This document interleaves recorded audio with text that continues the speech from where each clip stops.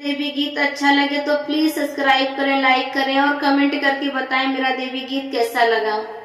निमिया का पेड़ बड़ा भारी, जहाँ बसे मैया हमारी।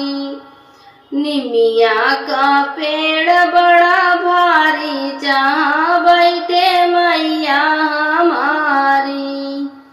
ना मोरे मैया के बागो बगीचा, ना मोरे मैया के बागो बगीचा।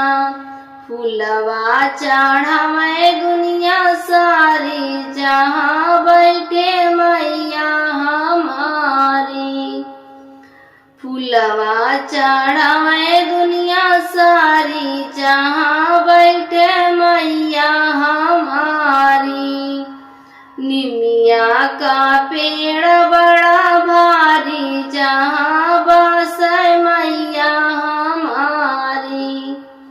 निमिया का पेड़ बड़ा भारी, जहाँ बैठे मैया हमारी। ना मोरे मैया का खेती बारी, ना मोरे मैया का खेती बारी। अक्षत चढ़ावे दुनिया सारी, जहाँ बसे मैया हमारी। अक्षत चढ़ावे दुनिया सारी, जहाँ बसे मैया हमारी। निमिया का पेड़ बड़ा भारी, जहाँ बैठे मैया हमारी। निमिया का पेड़ बड़ा भारी, जहाँ बसे मैया हमारी।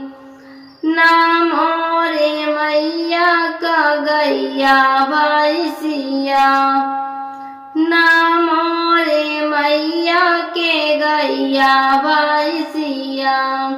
दूधवा चढ़ावे दुनिया सारी, जहाँ बसे मैया हमारी।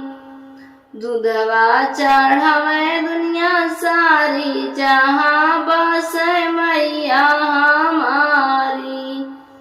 निमिया का पेड़ बड़ा भारी, जहाँ बैठे मैया हमारी। निमिया का पेड़ बड़ा भारी, जहाँ बसे मैया हमारी। जौनपुर नगरिया बसाए जाओ माई, जौनपुर नगरिया बसाए जाओ माई। हमारे नगरिया में आए जाओ माई, हमारे नगरिया में आए जाओ। सबके नगर मैया चंदना चौकवा, सबके नगर मैया चंदना चौकवा। हमारे नगर मैया कुश के चटैया, ऊही पे आसना लगाए जाओ मैया। हमारे नगरिया में आ जाओ, ऊही पे आसना लगाए जाओ मैया। हमारे नगरिया में आए जाओ। सबके नगरिया मैया पूरी पकवाना, सबके नगरिया मैया पूरी पकवाना। हमारे नगरिया में हलवाई पूरी, ऊही के भोगवा लगाए जाओ मैया। हमारे नगरिया में आ जाओ मैया, हमारे नगरिया में आ जाओ। सबके नगरिया मैया 16 सिंगारवा, सबके नगरिया मैया 16 सिंगारवा।